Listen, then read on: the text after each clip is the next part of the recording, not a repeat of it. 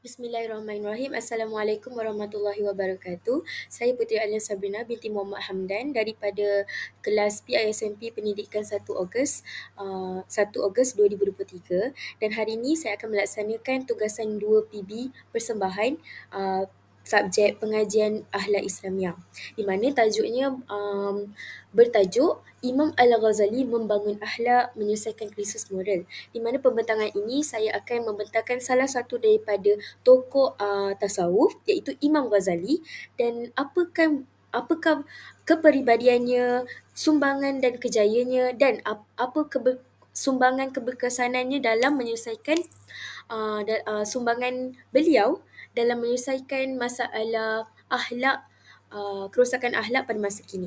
Okey. Jadi, sebelum kita mengenali dengan lebih lanjut, kita perlu mengetahui siapakah Imam Ghazali ini. Imam Ghazali ini merupakan salah seorang daripada tokoh agung dalam bidang tasawuf, di mana nama beliau iaitu nama sebenar Muhammad bin Ghazali Al-Tus, yang telah lahir pada tahun 450 Hijrah ataupun 1058 Masihi.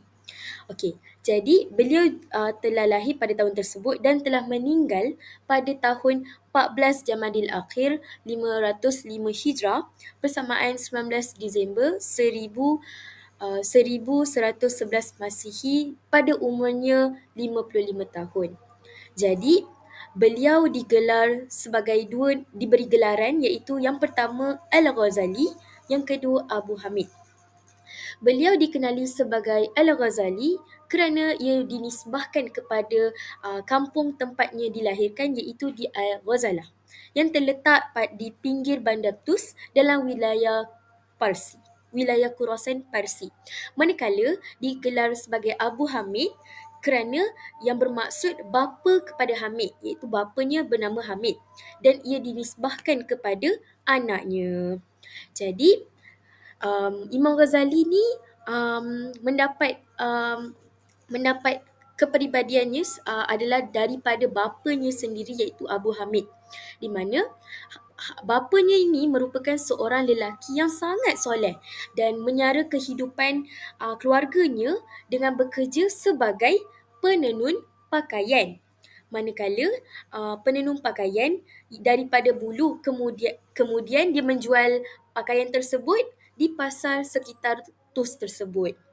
Walaupun beliau sangat sangat busy dengan pekerjaannya, dia masih menitik beratkan ilmu pengetahuan, sehingga beliau mengambil masanya dengan mencari pelbagai ilmu agama dengan mendampingi para ulama, di mana walaupun dia sibuk bekerja, dia masih mencari ilmu di masjid dengan berapat dengan para ulama.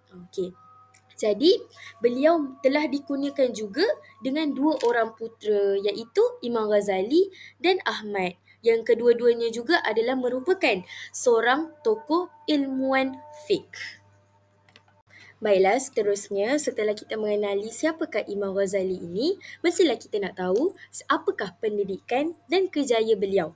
Okey, pada mulanya pendidikan awal bagi Imam Ghazali, beliau mendapat pendidikan awal dalam lingkungan ayahnya sendiri. Sebagaimana yang saya telah jelaskan, ayahnya seorang yang sangat mementingkan ilmu dan suka sangat menimba ilmu dengan ramai ulama.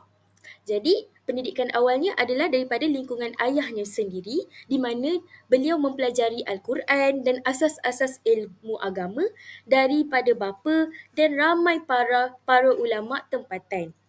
Imam Ghazali juga sempat menerima pendidikan daripada seorang pendidik serta pembelajarannya kepada anaknya, iaitu Syekh Yusuf, yang juga merupakan rakan ayahnya. Beliau merupakan salah seorang daripada ulama yang memberi ilmu pengetahuan kepada Imam Ghazali. Semasa dalam jagaan sahabatnya itu juga, Al-Ghazali dan Ahmad juga dilatih dalam pelbagai ilmu asas agama, sebagai contoh dari segi menulis, membaca, menghafal Al-Quran dan memahami bahasa Arab, ilmu mantik dan fiqh dari sudut asas serta asas yang lain berkaitan Al-Quran dan hadis. Inilah pendidikan awal yang diberikan kepada Al-Ghazali dan juga Ahmad dari pendidikan awalnya. Setelah mendapat pendidikan awal daripada rakan-rakannya ayahnya, Imam Ghazali punya pendidikan formal pula, beliau memulakan pengajiannya di Madrasah Nizamiyah di dalam kota Fus.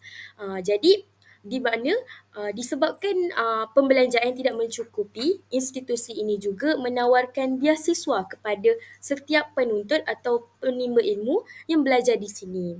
Jadi setelah beliau belajar di sini, beliau menyambung pengajian ke Jordan, iaitu sebuah bandar besar yang terletak di Tabaristan dan Khurasan.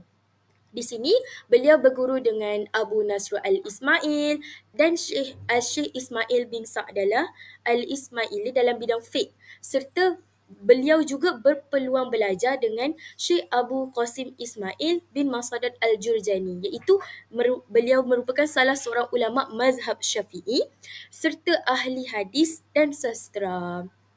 Okey, jadi Georgia ni merupakan salah satu tempat di mana banyak melahirkan sastrawan dalam bidang sastrawan, fiqh dan juga pakar hadis. Jadi tak dinafikan bahawa ramailah penimba ilmu yang mampu menyebarkan ilmu yang bermanfaat di situ. Jadi selepas itu beliau pun berhijrah pula ke Naisabur, dan ketika di situ beliau berguru dengan imam dan anak murid kepada Abu Al-Mali Al-Juwaini yang juga dikenali sebagai Al-Imam Al-Haramain. Okay. Jadi beliau Imam Ghazali sendiri berguru dengan dia sehinggalah beliau meninggal dunia pada tahun 478 Hijrah bersamaan 1085 Masihi. Jadi Al-Ghazali menjadi murid yang paling pintar dan gemarkan penyelidikan sehingga diberikan julukan oleh Al-Haramain sebagai lautan yang dalam. Okey, setelah beliau berguru setelah Al-Haramain meninggal dunia, beliau pun mengembangkan ilmu dan menjadi profesor. Al-Ghazali menuju ke Al-Mu'askar ataupun dikenali juga sebagai Al-Askar di bahagian timur Naisabur. Kemudian Al-Ghazali memperlihatkan keilmuannya dan Nizam al-Mulk sendiri melantik beliau menjadikan Al-Ghazali sebagai profesor kanan di Universiti Nuzaimiyah, di mana tempat di situ adalah sebuah pusat pengajian yang terkenal di Baghdad pada tahun 484 Hijrah pada usianya 34 tahun. Apabila beliau menjadi profesor di situ, ia menjadikan beliau lebih banyak ilmu pengetahuan yang lebih luas secara langsung dalam bidang pengajaran, pendebatan ilmu dan penulisan. Hasil daripada penulisan dan pengajaran dan dialog ilmiah beliau telah menjadikan pemikirannya tersebar luas dalam kalangan pembesar-pembesar kerajaan dan diiktiraf oleh ramai ratusan pelajar ketika itu. Jadi, setelah beliau mengembangkan ilmu dan menjadi profesor, telah berlakunya salah satu krisis psikologi di mana bagi Imam Ghazali setelah 4 tahun mengajar, dia tidak berlakunya satu krisis psikologi dengan konflik dalaman. Dia merasakan dirinya terlampau terdedah dengan ramai sangat memuji, mendapat pujian dan sanjungan yang tinggi dalam bidang keilmuannya, sehingga kan beliau sendiri merasa diri beliau jauh dari keredaan Allah. Jadi benda ni menyebabkan Al-Ghazali bimbang, sehingga segala pengajarannya diadakan semata-mata kerana bimbang kerana mengharapkan pujian ataupun sanjungan saja, tapi dia risau hilang keredaan Allah semata-mata. Jadi beliau pun membuat keputusan untuk mengasingkan diri dari kota Baghdad dan menuju ke Syam untuk menyendiri, uzlah, untuk muhasabah diri. Jadi setelah beliau muhasabah diri beliau pun mendirikan kembali mengajar di universiti tersebut pada tahun 490 Hijrah. Tapi tidak lamalah. Dan kemudian Al-Ghazali mengambil keputusan untuk kembali ke kampung halaman, iaitu mendirikan sebuah pondok untuk kaum sufi. Jadi Imam Ghazali ketika itu menguasai pelbagai bidang dan seorang yang sangat berdisiplin, di mana beliau berdisiplin dalam membaca Al-Quran, membimbing ahli sufi untuk berzikir, melakukan amalan kerohanian, mengajar ahli fiqh, menulis cara untuk solat, zikir dan banyak lagi aktiviti kerohanian. Itu adalah di sini adalah beberapa pendidikan dan kerjaya yang dilakukan oleh Imam Ghazali.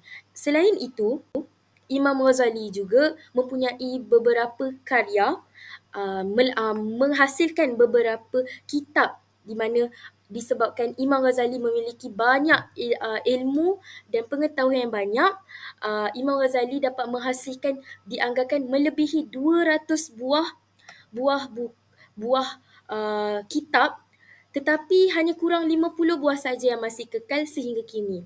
Jadi antara kitab beliau juga kebanyakan ditulis dalam bahasa Arab dan ia juga ditulis dalam bahasa Parsi Iran. Jadi antara karya-karya Imam Ghazali iaitu karya yang paling agung dan paling masyhur pada hari ini iaitu kitab Ihya Ulumuddin, di mana di sini kitab ini mengandungi pelbagai bab-bab dari segi ilmu fiqh, akidah, falsafah, tasawuf dan akhlak. Manakala dalam bidang tasawuf pula, terdapat beberapa kitab yang lain iaitu Al-Adab Ad-Din, Adab As-Sufiyah dan kitab Al-Bara'in fi Usuluddin. Manakala dalam bidang akidah dan usuluddin pula, adanya kitab Al-Munkas min Al-Dalalah, Al-Iqtisad fil I'tiqad dan banyak lagi. Manakala dari segi fiqh dan usul fiqh pula, terdapat juga kitab Asrar Al-Hajj, Al-Wazir fi Al-Urfuru dan Mustafa fi Al-Ilmi Al-Usul. Jadi, pelbagai hasil karya yang Imam Ghazali telah hasilkan dan karya tersebut telah banyak diterjemahkan pada hari ini ke dalam pelbagai bahasa. Sebagai contohnya, kitab Ihya Ulumuddin tersebut yang paling masyhur dan paling terkenal telah diterjemahkan dalam pelbagai bahasa, dari bahasa Perancis, Inggeris, Jerman dan Melayu. Seterusnya, setelah kita mengenali apakah kejayaan dan pendidikan yang dilakukan oleh Imam Ghazali, saya akan menerangkan apakah kepribadian dan sifat yang ada pada Imam Ghazali ini. Yang pertama sekali, seperti yang saya sedia maklum, saya telah terangkan bahawa Imam Ghazali adalah salah seorang yang sangat suka menuntut ilmu. Salah satu kepribadian beliau tekun menuntut ilmu. Sejak kecil lagi, seperti yang saya ceritakan, beliau gigih menimba ilmu dan merantau mencari ilmu berserta berguru dengan ramai tokoh yang hebat, termasuk Imam Al-Haramain sendiri sehingga beliau meninggal dunia. Jadi antara ilmu yang beliau telah menguasai antaranya iaitu ilmu usuluddin fiqh, ilmu mantiq dan falsafah dan banyak lagi ilmu yang beliau telah kuasai. Disebabkan ilmu dan kegigihannya menjadikan beliau menjadi ulama terkemuka dan dihormati kerana beliau berjaya menggabungkan ilmu falsafah dan tasawuf dengan akidah dan syariah dan akhlak. Ini menjadikan beliau salah seorang beliau yang terkemuka dan disanjungi. Beliau juga telah berjaya mencipta metod dalam pelbagai bidang, antaranya dalam bidang akhlak, menggabungkan metod keagamaan berdasarkan realiti pada hari ini. Jadi, sifat yang kedua, kepribadian yang kedua, beliau seorang yang sangat tawaduk, di mana walaupun beliau telah bergelar sebagai profesor dan tokoh besar, beliau masih tetap merendah diri. Beliau juga telah beruzlah. Beruzlah ini bermaksud mengasingkan diri beliau hanya untuk beribadah. Tetapi walaupun mengasingkan diri untuk beribadah, beliau tetap mencari ilmu dan merasakan beliau masih tidak cukup ilmu walaupun ilmunya dah banyak.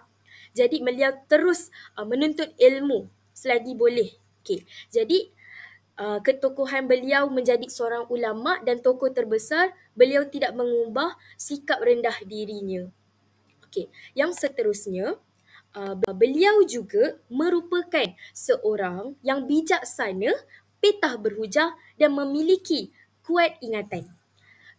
Mengapa beliau merupakan seorang yang bijaksana?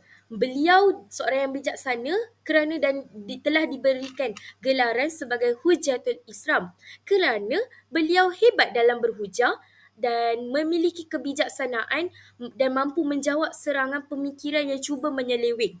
Okey, pernah berhujah juga di hadapan pemimpin Seljuk dan ulama besar tentang beberapa kaitan tentang usul ilmu fiqh ketika itu.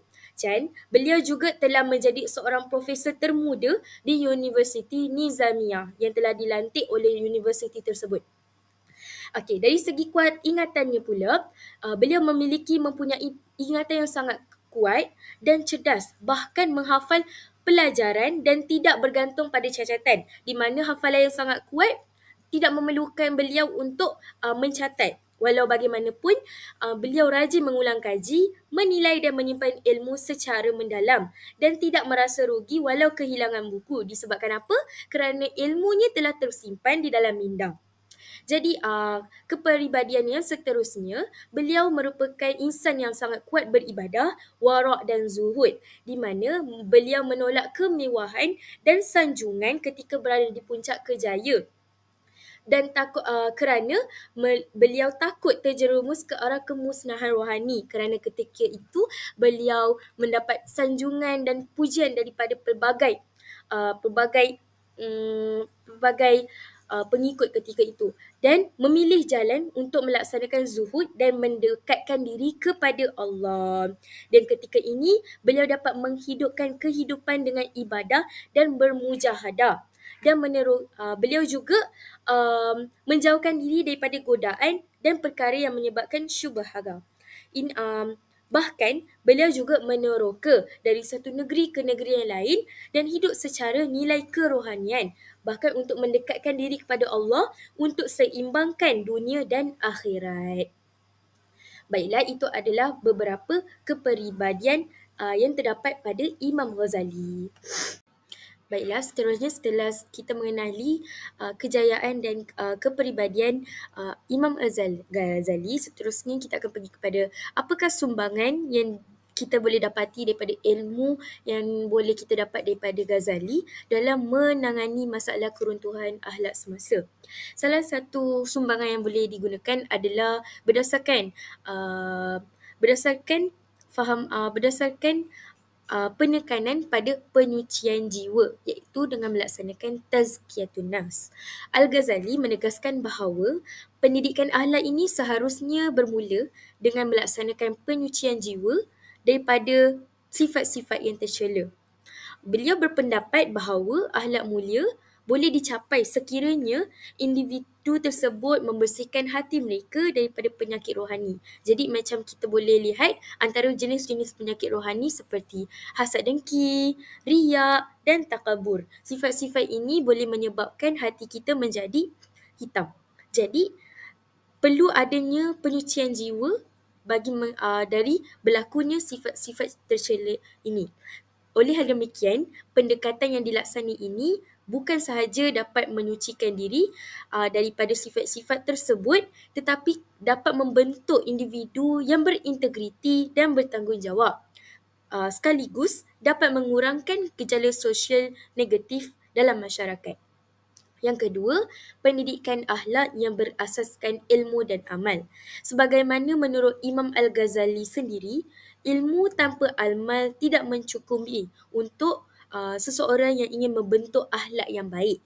Sekiranya kita memiliki ilmu, kita perlu mengamalkannya. Jadi, beliau Imam Al-Ghazali menekankan bahawa pemahaman yang mendalam berkaitan dengan nilai-nilai moral harus dilaksanakan dengan melaksanakan amalan yang secara konsisten dan seimbang dalam kehidupan seharian.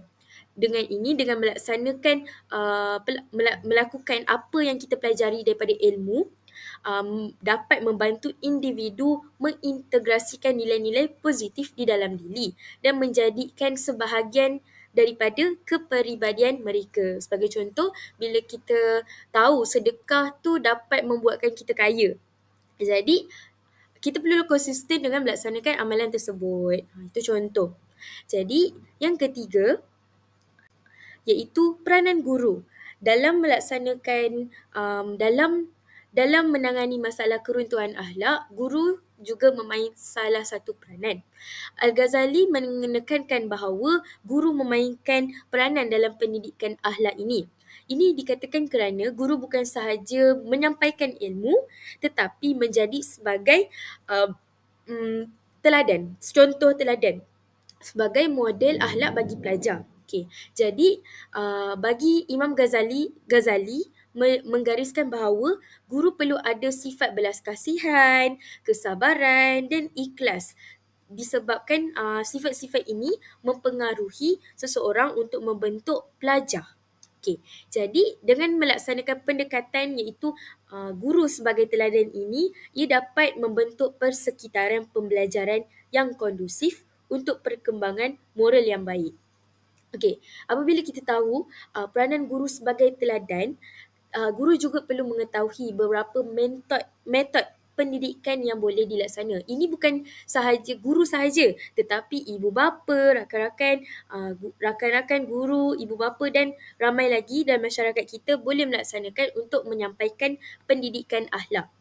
Salah satunya Al-Ghazali mencadangkan beberapa dalam metod dalam pendidikan akhlak. Yang pertama sekali, contohnya dari segi cara penceritaan hikayat. Contohnya menggunakan kisah-kisah teladan daripada kisah Nabi Muhammad ataupun keteladanan, iaitu menjadikan guru ataupun ibu bapa sebagai teladan kepada seseorang untuk menunjukkan akhlak terpuji.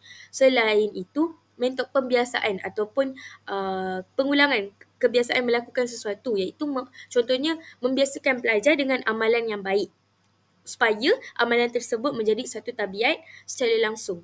Yang keempat iaitu kaedah nasihat, iaitu apabila seseorang melakukan kesalahan, kita boleh memberikan nasihat mengenai perilaku yang tidak baik dan menjauhi perkara yang buruk.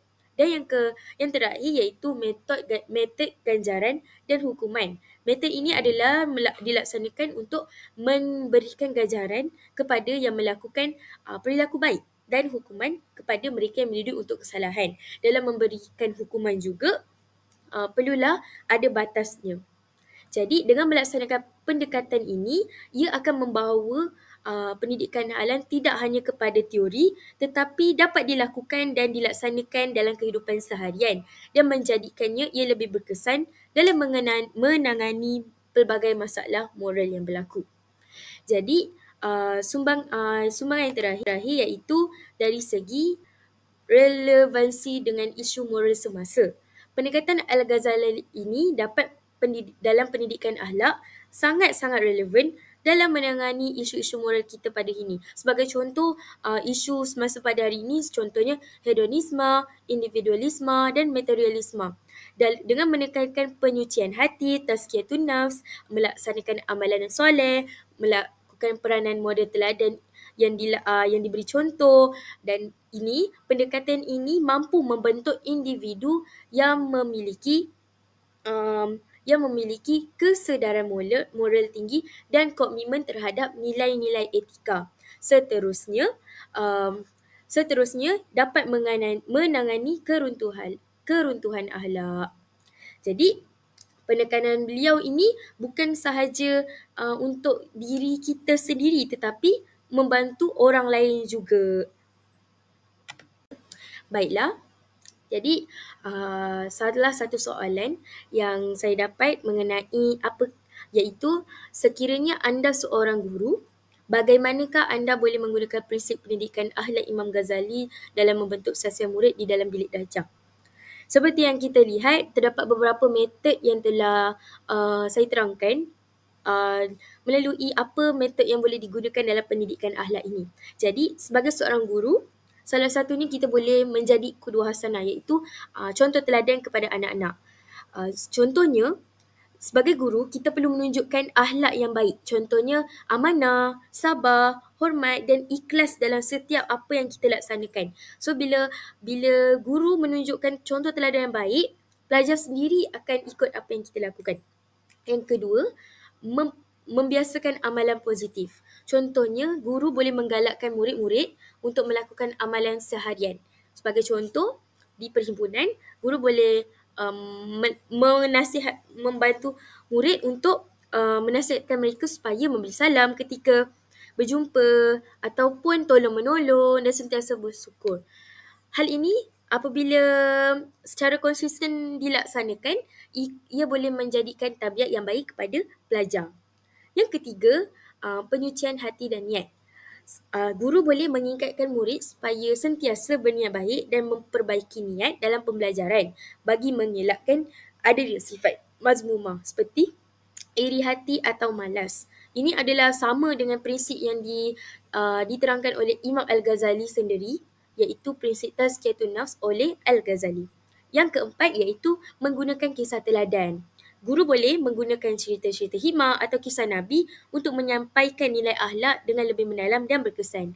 Dan akhir sekali iaitu kaedah nasihat. Ini sebagaimana yang saya terangkan, memberi ruang untuk murid muhasabah diri dan memberi nasihat secara berhikmah dan bukannya menghukum secara terus. Ini antara jawapan yang boleh diberikan. Sekiranya kita sebagai seorang guru boleh menggunakan prinsip pendidikan akhlak yang diketengahkan oleh Imam Ghazali bagi membentuk sasiah murid.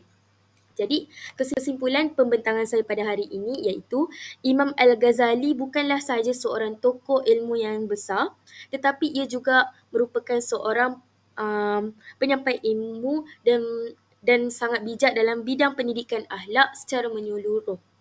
Dan beliau melaksanakan pendekatan beliau yang boleh menekankan penyucian jiwa, tazkiyatun nafs, memberi contoh keteladanan dan pembinaan akhlak melalui ilmu dan amal.